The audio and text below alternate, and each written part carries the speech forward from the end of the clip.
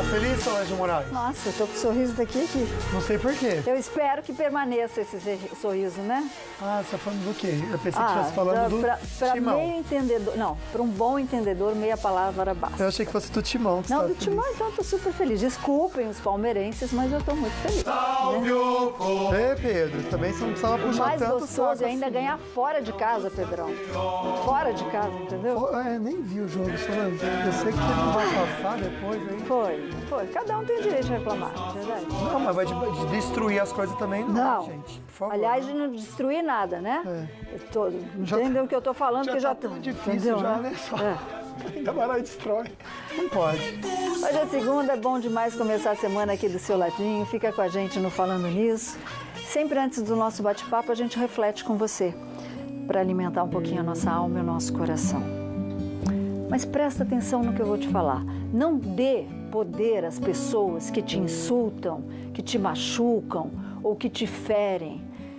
Não fala nada. Deixa que essa pessoa sinta a resposta da vida, porque vem de Deus. É a melhor resposta que você pode dar.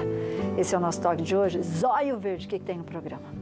Só o áudio de voo de Lula vaza e causa polêmica. E eleitor tem 30 dias para transferir, atualizar ou emitir título eleitoral. Segunda-feira é dia de saúde, dia de você conversar com a gente fazendo a sua pergunta.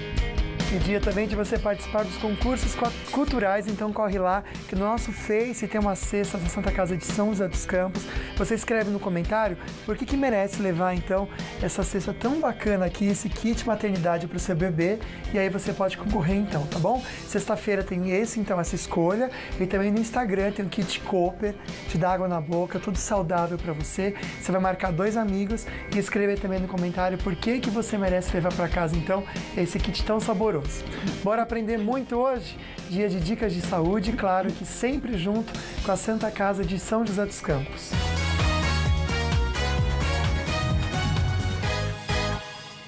É muito comum a gente ouvir essa palavra, sopro no coração, né, Luquinha? Aí a gente fala assim, mas o que realmente é isso, né? E tem tratamento também, Sol? Pois é, quais os sintomas? Cansaço, tontura, né? São sinais de quem sofre de algum tipo de probleminha no coração, o sopro, por exemplo, né? Qual o melhor tratamento?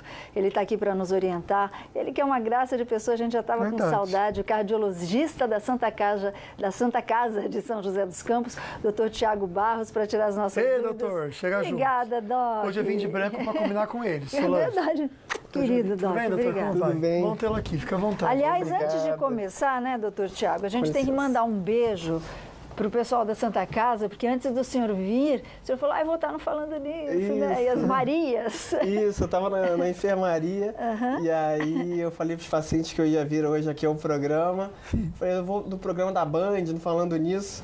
Aí, o programa da Sol. Falei, é esse programa mesmo. Me manda um beijão para mim. Então, pessoal da enfermaria das Marias, um beijão para vocês. Tá cheio de gente mandando beijo aqui, um beijo para vocês também no coração. Estão perguntando algumas coisas aqui muito particulares, eu respondo depois em box aqui para vocês, tá? Bom, doutor, vamos falar sobre sopro no coração. Afinal de contas, o que é o sopro? O sopro é uma alteração que ela é audível e ela denota de uma alteração no fluxo de sangue do coração.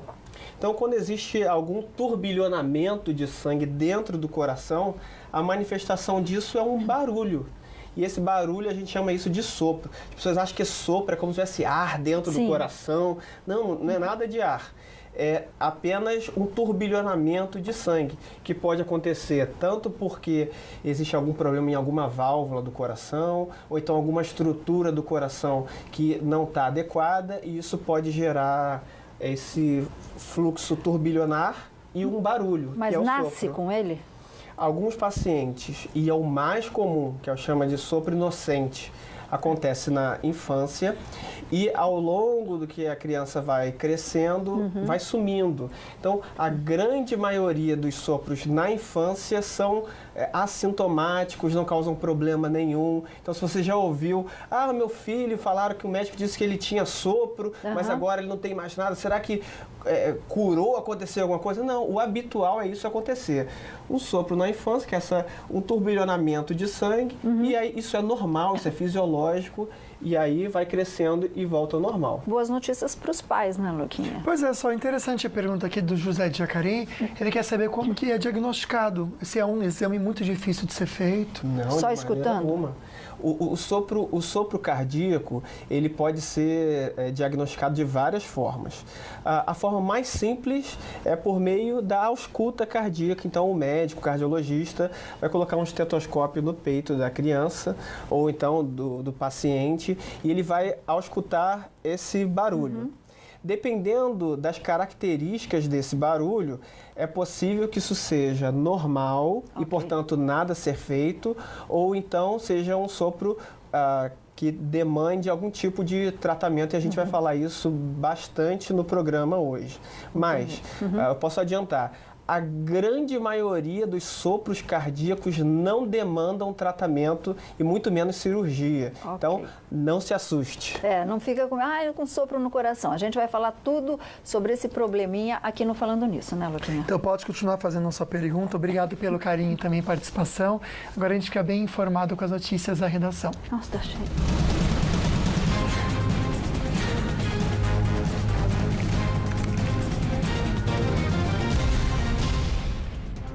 E as pessoas que têm horário agendado na Polícia Federal em Curitiba hoje estão enfrentando mudança no atendimento nesta segunda-feira, que é o primeiro dia útil depois da prisão do ex-presidente Luiz Inácio Lula da Silva.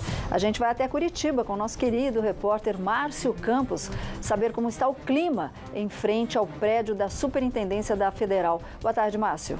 Olá, Solange. Boa tarde a todos que nos acompanham aí pelo Falando Nisso. É sempre uma satisfação contribuir com o programa e contribuir principalmente com a informação para o público da Band Vale no Vale do Paraíba, né? A gente continua acompanhando todo o desenrolar dessa prisão do ex-presidente Luiz Inácio Lula da Silva aqui na sede da Superintendência da Polícia Federal no Paraná, né? O dia foi muito tranquilo por enquanto, mas não para de aumentar o número de manifestantes que chegam aqui em Curitiba para acampar onde existe essa vigília programada pelos simpatizantes do ex-presidente Lula, né? Há expectativa de até o final do dia mais 20 ônibus chegarem aqui na capital do Paraná. Pela manhã, ritmo tranquilo, café servido ao presidente como aos demais presos, o almoço também servido agora há pouco, às 11 horas da manhã, e nenhuma movimentação que chamasse a atenção. Líderes partidários continuam falando, discursando no acampamento que existe aqui perto, e a vida mudou muito aqui para as pessoas que moram nessa região, né? As ruas estão interditadas, tem acesso para essas pessoas, obviamente, mas o clima mudou bastante. E quem precisa de acessar um serviço dentro do sédio da PF tem dificuldades, tem que chegar, aguardar aqui do lado de fora, passa por uma triagem e só entra quem tem agendamento previsto para o dia de hoje. Solange, uma alegria estar com você sempre aí. Um abraço a todos da Band Vale e convido para que vocês também fiquem ligados na programação da Band News e da Band e de todo o sistema Bandeirantes de comunicação. Uma ótima tarde a todos. Uma ótima tarde para você também, Márcio Campos, que no sábado, aí no ato da prisão, passou um perrengue lá em frente à Superintendência Federal por conta das manifestações contra e a favor da prisão do ex-presidente Lula. Aliás, você viu quanta gente, Luquinha? Hoje é segunda-feira, né? Será que esse pessoal está de férias? Não está trabalhando, né? Não sei, esquisito. Bom, e além do caso do triplex no Guarujá, o ex-presidente Lula enfrenta mais processos que também estão nas mãos do juiz Sérgio Moro. Nós vamos saber quantos e quais são com o repórter Marvin Pinho, que está na redação do Falando Nisso. Boa tarde, Marvin. Boa tarde, Sol. Boa tarde também para o Lucas e para quem acompanha Falando Nisso. Sol, o Lula responde a mais 7 ações aí contra o ex-presidente em Curitiba e também em Brasília. Numa entrevista em inglês a uma emissora chinesa, o juiz Sérgio Moro explicou que não tinha que esperar o último recurso da defesa de Lula, os embargos dos embargos, para expedir o mandado de prisão no caso do triplex. I'm not very comfortable in answering these specific questions about the case, but let me just say this. I received an order from the appeal court ordering the arrest, so I just complied with the order. I don't have the choice to not complying with the order. Well, I think he was convicted for money laundering and corruption, and you have to enforce the judgment. Simple like that.